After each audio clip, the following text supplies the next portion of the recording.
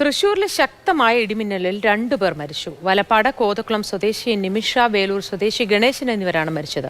ജില്ലയിൽ രാവിലെ മുതൽ ഇടിമിന്നലോടുകൂടിയ കനത്ത മഴയാണ്. വിവരങ്ങളുമായി MS ലിഷോ ചേരുന്നു. ലിഷോയ്, ഇപ്പോൾ മഴയുടെ സ്ഥിതി എങ്ങനെയുണ്ട്? ഇടിമിന്നലോടുകൂടിയ മഴ ഇപ്പോഴും തുടരുന്നുണ്ടോ? മറ്റ് ഏതെങ്കിലും മേഖലയിലൊക്കെ പ്രശ്നങ്ങൾ ഉണ്ടായിട്ടുണ്ടോ?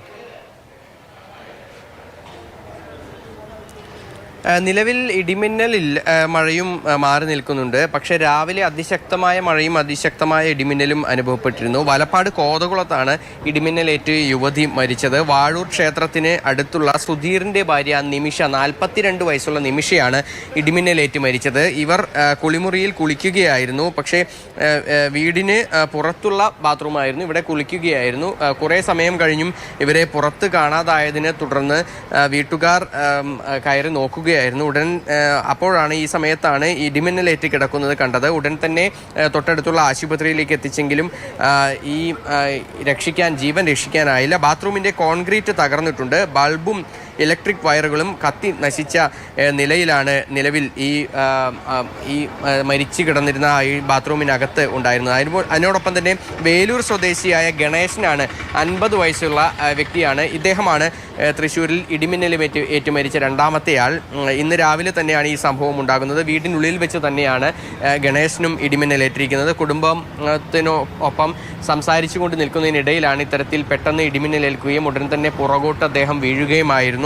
തുടർന്ന് മെഡിക്കൽ കോളേജ് ആശുപത്രിയിലേക്ക് എത്തിച്ചെങ്കിലും ഗണേശൻ മരിച്ചു. അങ്ങനെ 2 സംഭവങ്ങളാണ് ഇടിമിന്നലേറ്റ് ജീവൻ നഷ്ടപ്പെടുന്ന സംഭവങ്ങൾ ഉണ്ടായിട്ടുള്ളത്. കുന്നംകുളം മേഖലയിലും തൃശ്ശൂർ നഗരത്തിന് പുറമെ ശക്തമായ മഴയിൽ വെള്ളക്കെട്ടുണ്ടായിട്ടുണ്ട്.